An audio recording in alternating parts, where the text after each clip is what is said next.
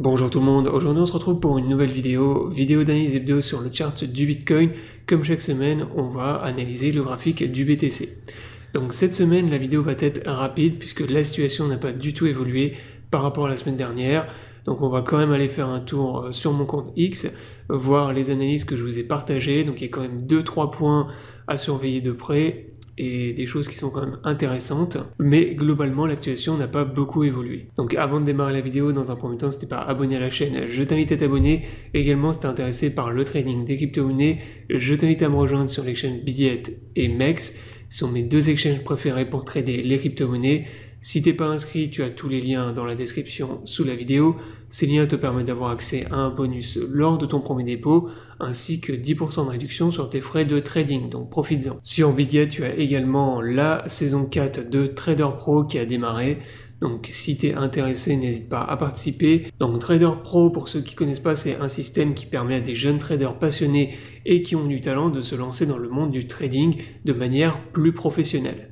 Donc pour cela, vous devez poster votre candidature. Donc je vous mets le lien dans la description sous la vidéo et vous avez jusqu'au 28 janvier pour le faire. Si votre candidature est acceptée, alors vous allez démarrer une phase de démo trading avec des fonds versés par Bidiet. Si vous réussissez la phase de démo, alors vous devenez officiellement un trader expert Bidiet. Vous allez trader en temps réel et Bidiet double votre capital de trading. Donc par exemple, si vous démarrez avec un capital de 5000 $, Bidiet va vous verser 5000 $ supplémentaires, donc vous allez pouvoir trader avec 10 000 $. Donc à partir de là, vous allez avoir des objectifs à atteindre. Pour plus d'informations, je vous mets le lien donc, de la page qui vous résume tout et vous explique tout de A à Z et qui vous donne également les liens pour participer. Donc maintenant, on va aller faire un tour sur mon compte X et voir un peu ce que je vous ai partagé cette semaine en termes d'analyse justement. Donc cette semaine, je vous ai partagé deux AT. Donc une première ici concernant les gaps CME sur Bitcoin. Ce que j'ai remarqué donc sur le graphique du BTC, c'est qu'on a un énorme gap donc qui a été créé juste après l'élection de Donald Trump, quand on est parti justement dans une parabole haussière. Et donc on a un énorme gap ici à venir combler. Donc ce que je vous dis dans cette analyse, c'est que les gaps, personnellement, c'est pas quelque chose dont je suis fan.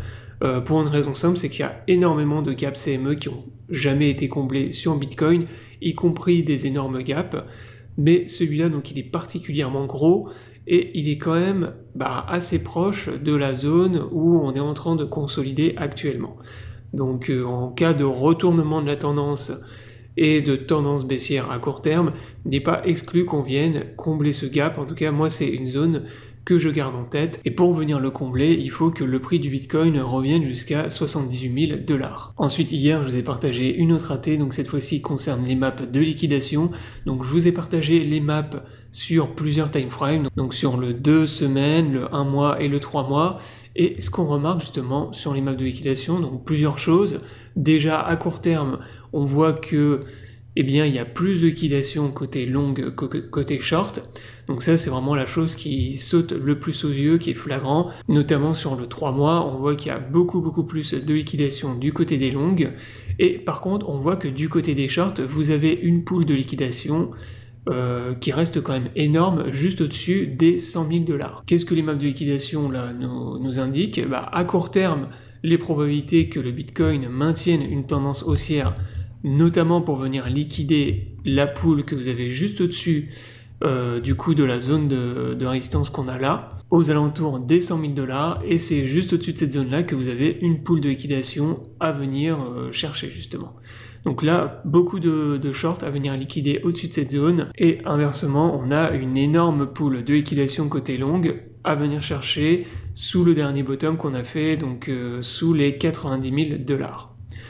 Donc si on repasse sous le dernier bottom des 90 000 $, je m'attends à du long squeeze, c'est-à-dire qu'on va enchaîner les liquidations des longues et on ira très facilement récupérer la zone, donc la target que je vous avais indiquée, pour venir purger le pattern, donc target qui n'a toujours pas été atteinte. Donc je vous rappelle, la target elle était aux alentours des 88 000 $, et sur les maps de liquidation justement côté long, on voit que les plus grosses liquidations sont sous le dernier bottom ici, mais on a également des grosses liquidations à venir chercher plus bas. Donc en fait, au niveau du gap CME et même un peu en dessous du gap CME que je vous ai montré tout à l'heure. Voilà donc pour ce qui est des zones de support et de résistance à surveiller. Donc résistance ici avec pool de liquidation des shorts juste au-dessus, et le support ici des 91 000 $ avec également grosse liquidation de longue juste en dessous. Donc voilà, en gros, à court terme, ce qu'il faut surveiller, c'est l'extraction du range que je vous ai tracé, le petit range ici. Si on le casse vers le bas, on va maintenir une tendance baissière. Et si on arrive à le casser vers le haut, on va avoir un short squeeze.